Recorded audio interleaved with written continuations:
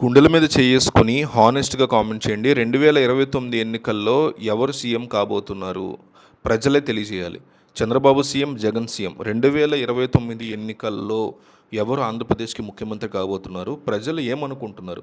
ఈ వీడియో కింద కామెంట్స్ జగన్మోహన్ రెడ్డి చెబుతారు, చంద్రబాబు కూడా చెబుతారు. వీళ్ళిద్దరూ అర్థం చేసుకోవాలి. ఎవరిని ప్రజలు కోరుకుంటున్నారు 2029లో ముఖ్యమంత్రిగా అనేది కామెంట్ సెక్షన్ ఓపెన్ చేయంగానే అర్థమైపోవాలి.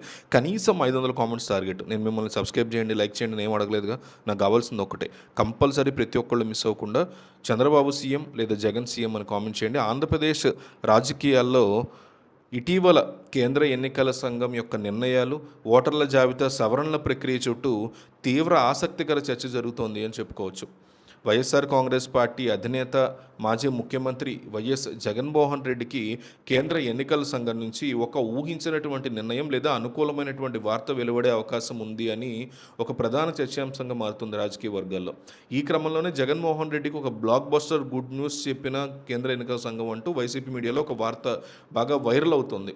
రాజకీయ వర్గాల్లో కావచ్చు, వైసీపీ అనుకూల మీడియాలో కావచ్చు విపరీతమైన ప్రచారం జరుగుతుంది. ముఖ్యంగా వైఎస్ఆర్సీపీ ఇటీవల కేంద్ర ఎన్నికల సంఘానికి సమర్పించినటువంటి వినతి పత్రాల మీద సానుకూల స్పందన రాబోతోందనేటువంటి ఊహాగానాలు మాత్రం చాలా గట్టిగా వినిపిస్తున్నాయి, డౌటే లేదు.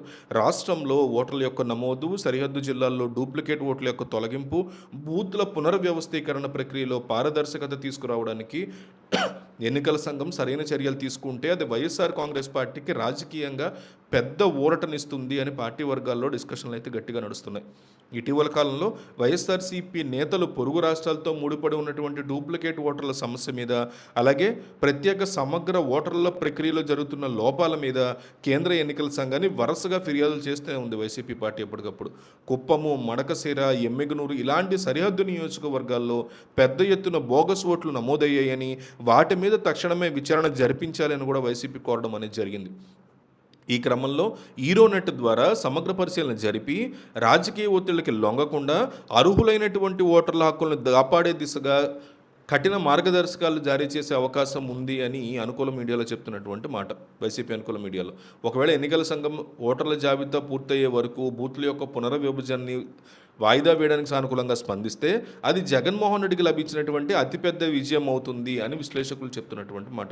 మరోవైపు రాబోయే స్థానిక సంస్థల ఎన్నికల యొక్క సన్నాహాల్లో భాగంగా ఎన్నికల నిర్వహణలో కూడా పారదర్శకత సంబంధించి ఎన్నికల సంఘం ఇచ్చేటువంటి మార్గదర్శకాలు వైఎస్ఆర్సీపీ శ్రేణులకి ఒక సరికొత్త ఆశల్ని, ఉత్సాహాన్ని ఇవ్వబోతున్నాయి అని సోషల్ మీడియాలో కూడా వార్తలు వస్తున్న పరిస్థితి అయితే ఉంది.